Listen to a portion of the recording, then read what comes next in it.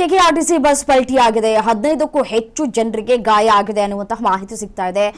ಎಲ್ಲಿ ಈ ಅಪಘಾತ ಆಯಿತು, ಯಾವ ಕಾರಣಕ್ಕೆ ಆಯಿತು ಅಪಘಾತ ಅನ್ನೋದರ ಕುರಿತ ಡೀಟೇಲ್ಸ್ ಬರ್ತಾ ಇದೆ, ಬನ್ನಿ ನೋಡ್ತಾ ಹೋಗೋಣ.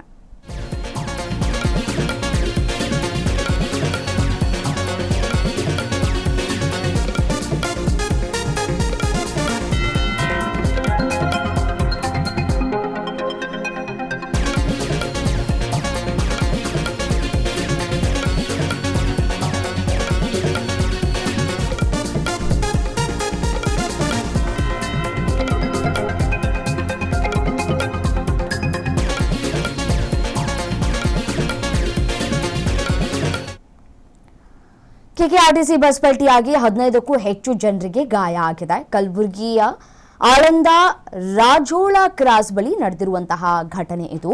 ಆಳಂದದಿಂದ ರಾಜೋಳ ಗ್ರಾಮಕ್ಕೆ ತೆರಳ್ತಾ ಇದ್ದಂತಹ ಬಸ್ ಇದು.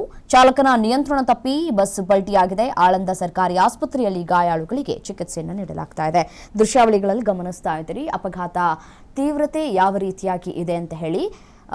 ಬಸ್ ಪಲ್ಟಿಯಾಗಿದೆ. ಬಸ್ ಪಲ್ಟಿಯಾದಂತಹ ಹಿನ್ನೆಲೆಯಲ್ಲಿ ಕೆಲವರಿಗೆ ಅತಿ ಹೆಚ್ಚಾಗಿ ಪೆಟ್ಟು ಬಿದ್ದಿದೆ ಅನ್ನುವಂತಹ ಮಾಹಿತಿಗಳು ಕೂಡ ಲಭ್ಯವಾಗ್ತಾ ಇದೆ. ಸೊ ಹಾಗಾಗಿ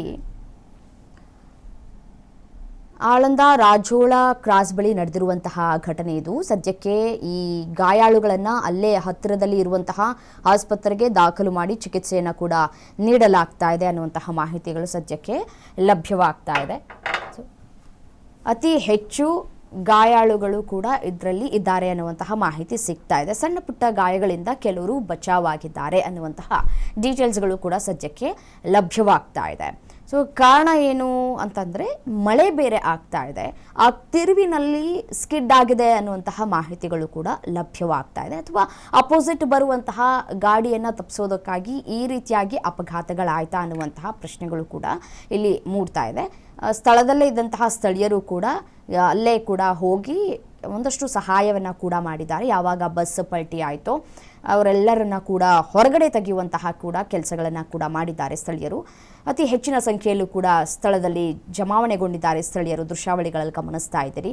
ಬಸ್ಸಿನ ಡ್ರೈವರ್ ಮತ್ತು ಕಂಡಕ್ಟರ್ಗೂ ಕೂಡ ಗಾಯ ಆಗಿದೆ ಅನ್ನುವಂತಹ ಮಾಹಿತಿಗಳು ಕೂಡ ಲಭ್ಯ ಆಗ್ತಾ ಇದೆ. ಸದ್ಯಕ್ಕೆ ಯಾವುದೇ ರೀತಿಯಾದಂತಹ ಸಾವು ನೋವುಗಳು ಸಂಭವಿಸಿಲ್ಲ ಅನ್ನುವಂತಹ ಡೀಟೇಲ್ಸ್ ಸಿಗ್ತಾ ಇದೆ.